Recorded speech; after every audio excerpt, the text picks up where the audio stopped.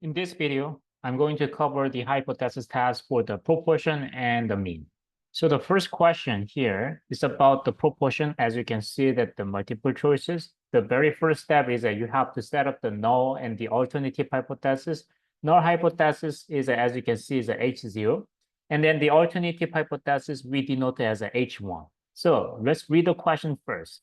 It says, suppose that random sample of the 100 colored candies, so which means at the end, the sample size equals 100. And then it says that 23% of them are blue. So from these 100 samples, we calculate the sample proportion p hat, which turns out the 0.23. And that are blue. And the candy company claims that the percentage of the blue candies equal to 29%. That's a null hypothesis. They are saying that, when we produce these candies, blue colors are 29%. So null hypothesis, we got to know from the question is that P equals 0.29. So the important thing is that when you set up the null hypothesis and alternative hypothesis, it's not about the sample proportion. It has to be about the population proportion P. Then what about the alternative hypothesis H1? Well, it doesn't say that greater than or less than. So that means that alternative hypothesis P is not equal to 0.29. So the first question's answer is a D. That of the null hypothesis and alternative hypothesis. And there's one more, right?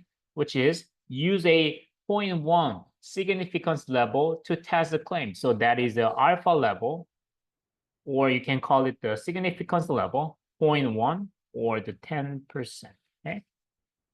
And then the second question, identify the test statistic for this hypothesis test. So the proportion question, we always using the normal distribution, which means we have to use standard normal distribution Z. So we're gonna calculate the Z test statistic, okay? And this Z test statistic formula is P hat minus population proportion P over square root P times 1 minus P over N. So here, that sample proportion minus population proportion numerator, find the difference between the sample proportion P hat from the population proportion P. We already know that these values because from the question, it says a sample proportion is a 0.23. And population proportion, which comes from the null hypothesis, 0.29. So you just need to plug in the numbers into the equation. What about the denominator? So denominator, this square root thingy, we call it the standard error. That's the same as what you use for the confidence interval.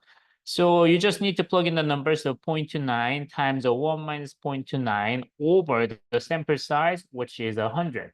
Okay. So to avoid the mistake, so let me calculate step by step. So I'm going to calculate the numerator first. Numerator is a 0.23 minus 0.29. So that is a negative 0.06. Denominator is a SQRT, that's a square root, times 0.29. It's not about the sample proportion. It has to about the population proportion. So 0.29 times, I need to open the parentheses to calculate the 1 minus P. So 1 minus population proportion, which is a 0.29. And then over sample size N, and N is 100. And then you close the parenthesis, enter. So that's the denominator.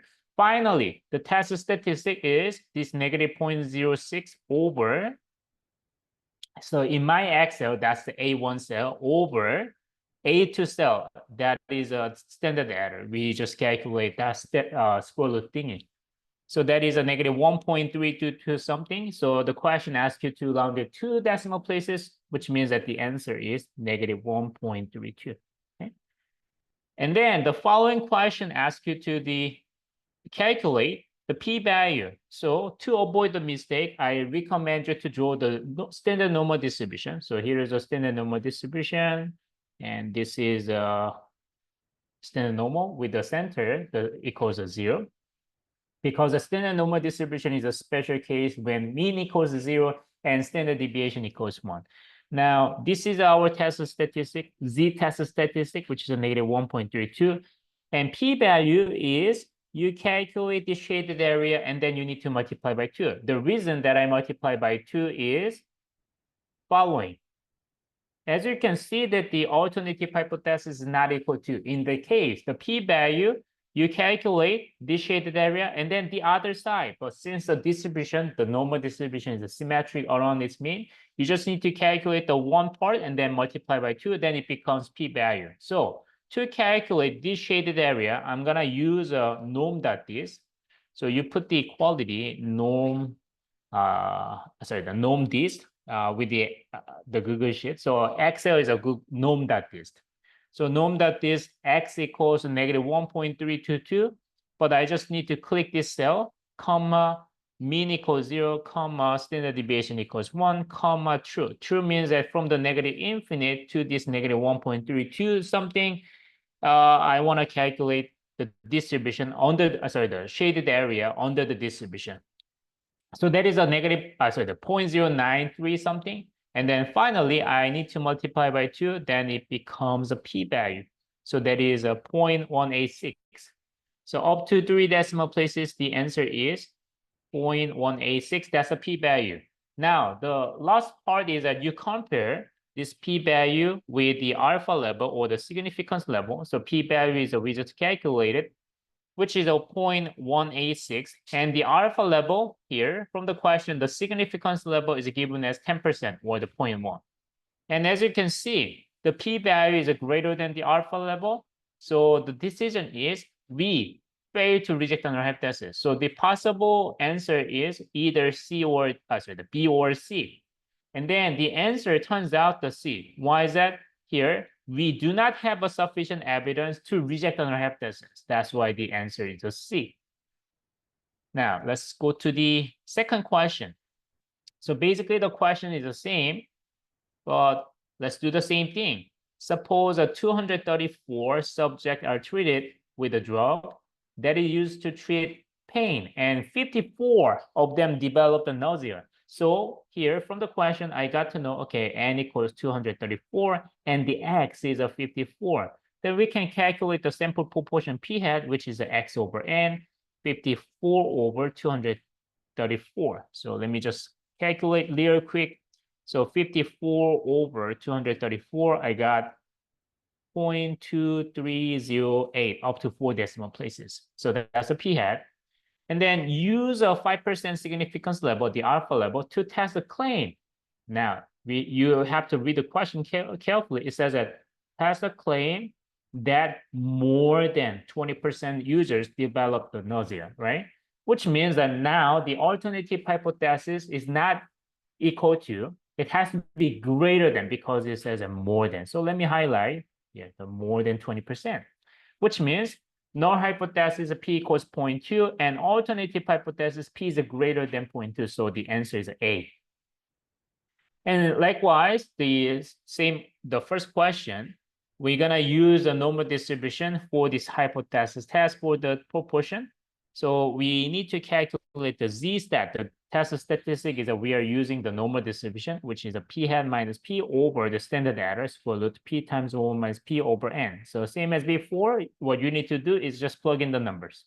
0.308, and then population proportion comes from the null hypothesis 0.2 over square root 0.2 times a 0.8. 1 minus 0.2 is a 0.8 over the sample size 234. So here, let me calculate the numerator first. This 0.2307 something minus 0.2. That's the numerator. And then the denominator is SQRT 0.2 times 0.8 over the sample size 234. And then this numerator over the denominator, that's the test statistic. What I got is a 1.1767 up to 4 decimal places. But since the question asked me to calculate this test statistic and then round to 2 decimal places, the answer is 1.18. Okay, that's the answer. Now, same as before, we need to calculate the p-value, but things are changed because that the test is a one-sided.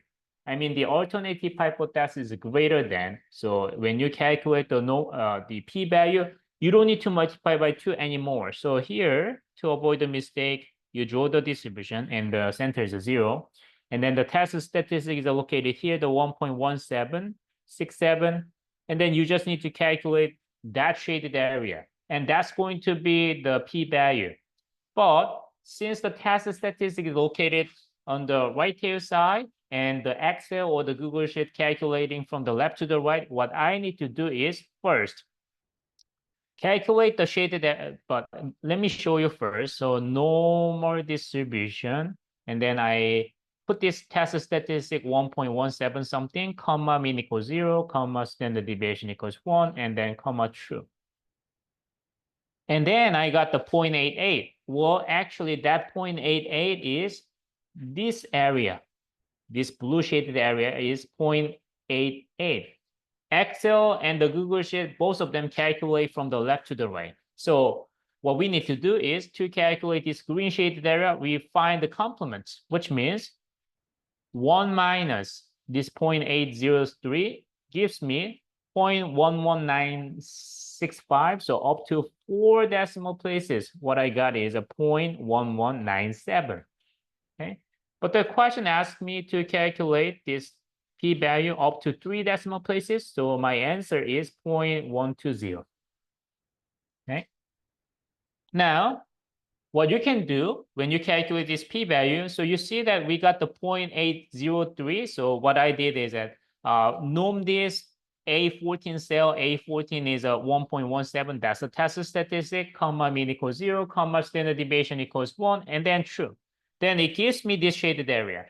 Now, by looking at this number 0.88, obviously this part is a 0.88 because you know that the normal distribution is a symmetric around its mean. So below the mean 50%, above the mean is a 50%. So that's why the blue one has to be the 0.88, and this green shaded area, that small part is a 0.1197. So by drawing the graph, you get to know what you got when you calculate this number.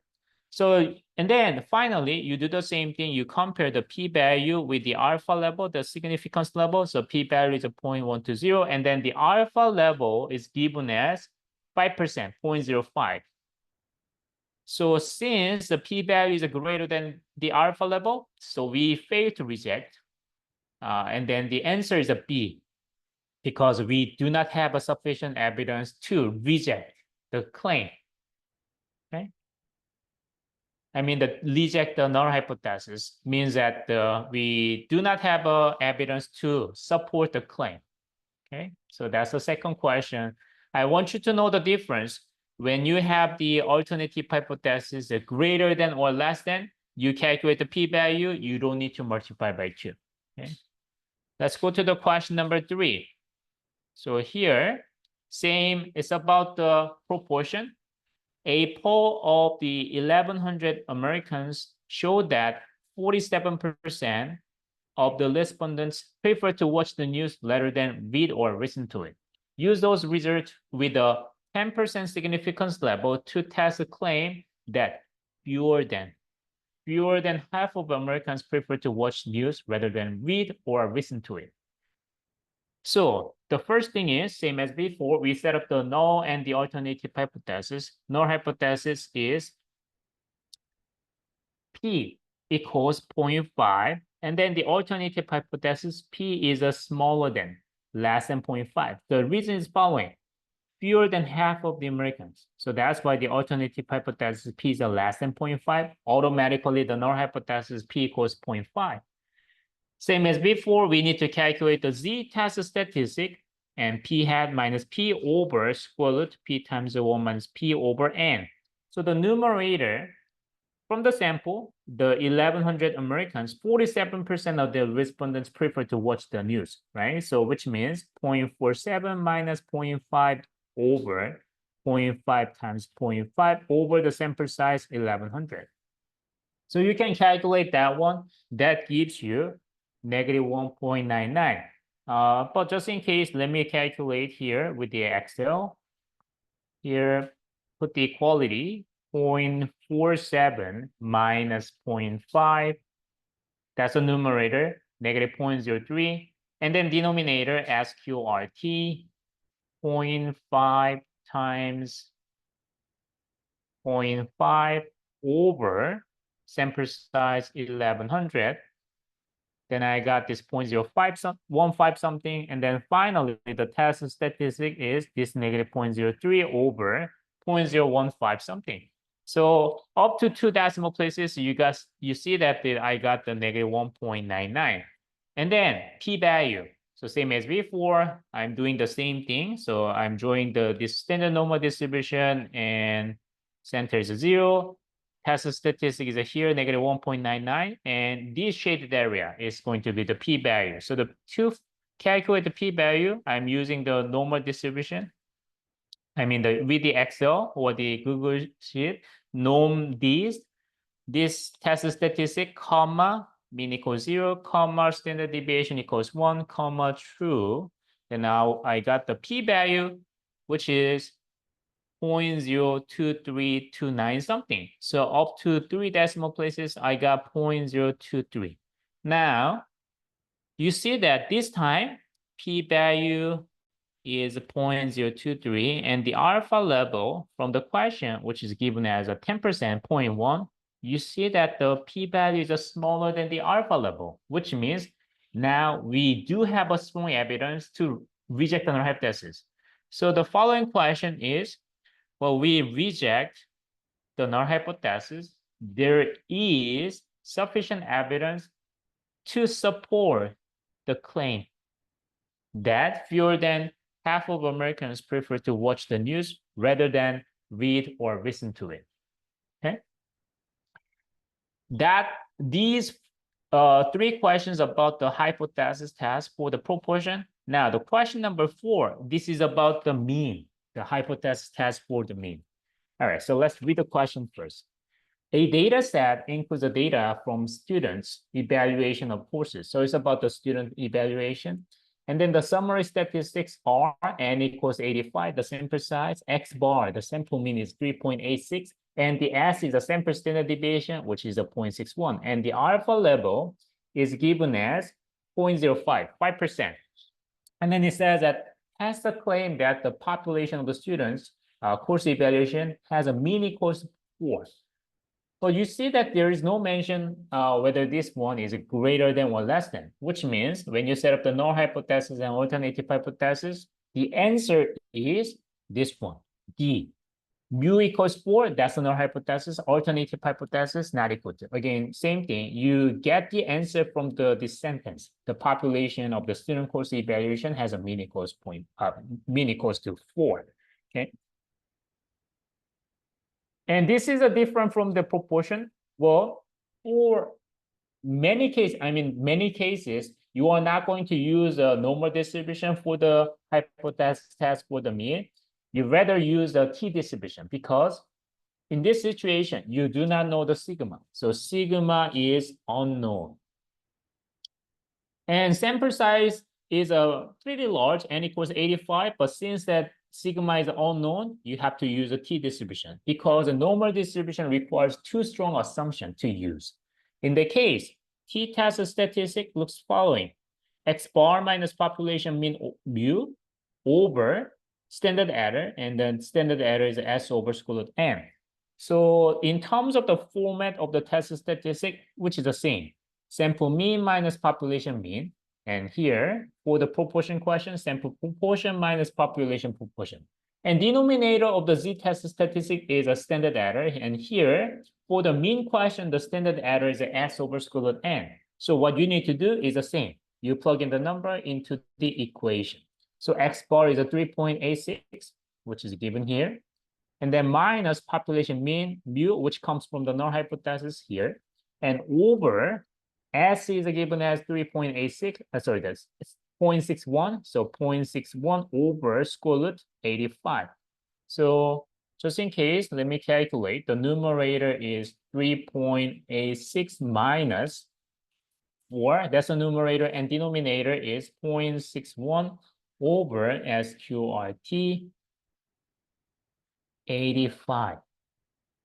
Then finally, the t-test statistic is a negative 0.14 over this standard error. So what I got up to 2 decimal places is a negative 2.12.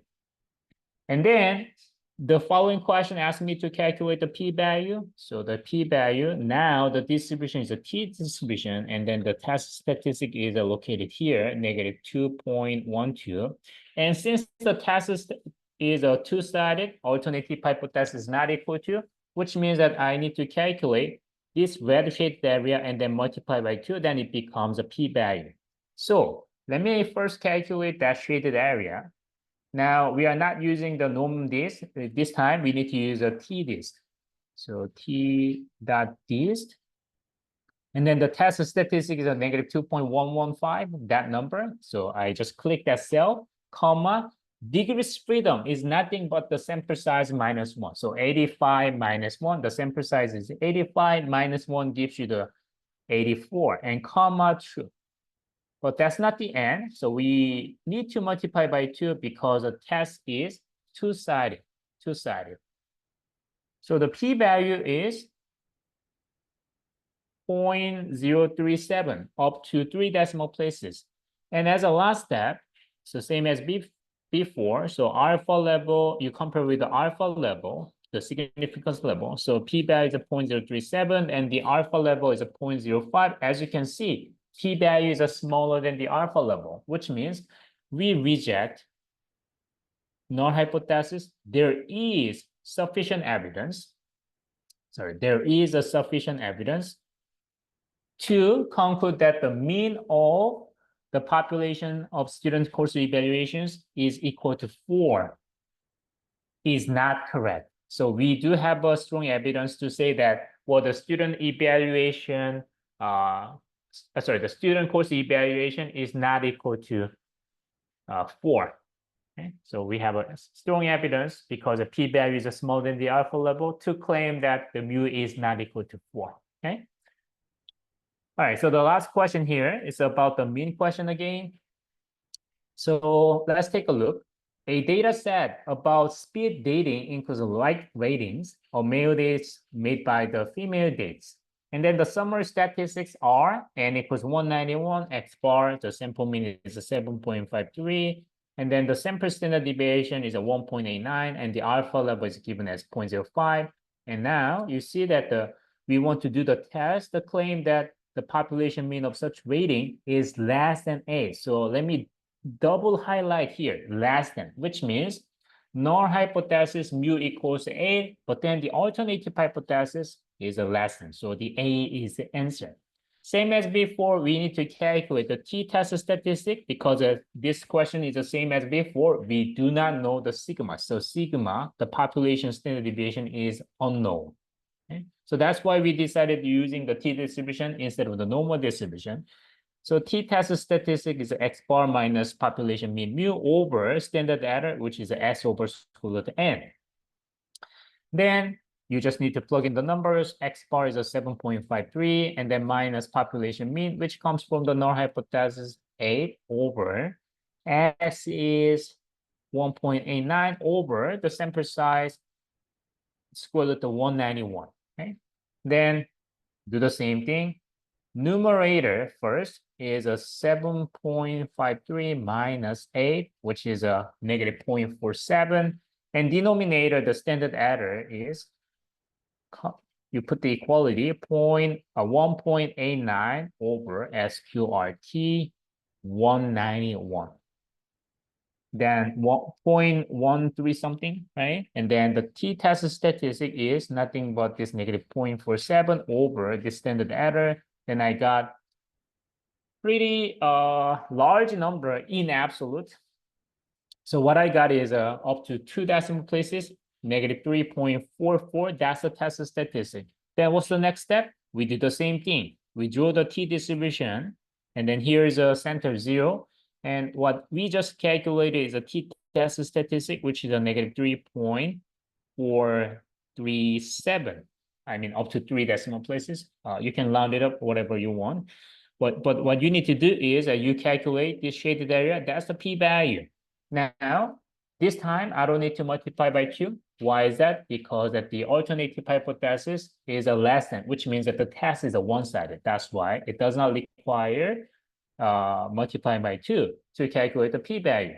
So this one, the p-value is, we do the same thing. We are using the t dot this.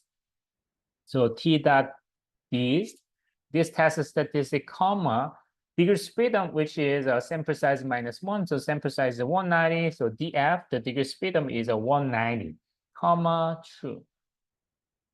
So then we have a really small p-value. So up to 3 decimal places is just 0.000, right? And then p-value is a 0.000, and the alpha level, the significance level is 0.05. I mean, it's given here, right? 0.05. And then you see that definitely the p-value is smaller than the alpha level, which means we reject the null hypothesis. There is sufficient evidence. Sufficient evidence to conclude that the mean of the population rating is less than 8. So that's the answer. All right, so these are the 5 questions that I covered. So one part from the question number 1 to 3 is about the hypothesis test for the proportion, and then question number 4 and 5 was a hypothesis test for the mean.